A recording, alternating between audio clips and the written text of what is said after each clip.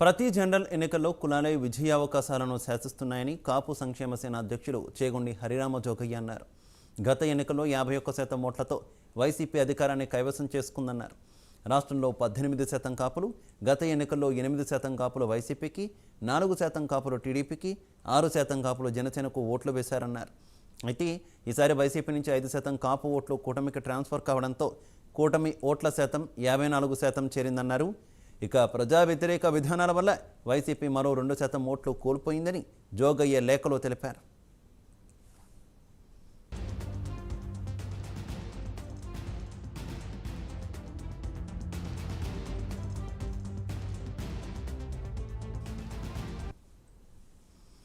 ప్రస్తుతం జనసేన కూటమి గెలుపు నల్లేరు మీద నడకలాగే కనిపిస్తుందని, అయితే ఓటు ట్రాన్స్ఫర్ సవ్యంగా జరగాలన్నారు.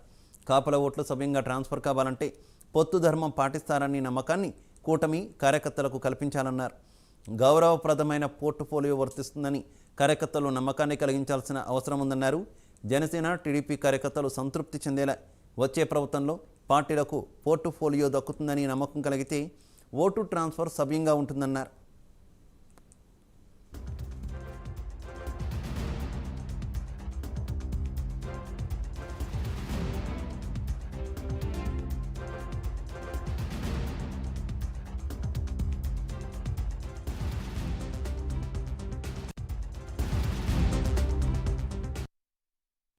అనుభవం ఉన్న నాయకుడు చంద్రబాబు ముఖ్యమంత్రిగా బాధ్యతలు స్వీకరించే అవకాశం ఉందన్నారు.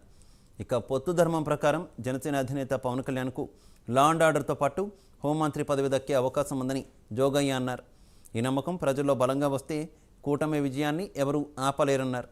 ఈ నిర్ణయం కూటమి కార్యకర్తలను సంతృప్తిపరిస్తే బాయ్ బాయ్ వైసీపీ నినాదం నిజమవుతుందన్నారు.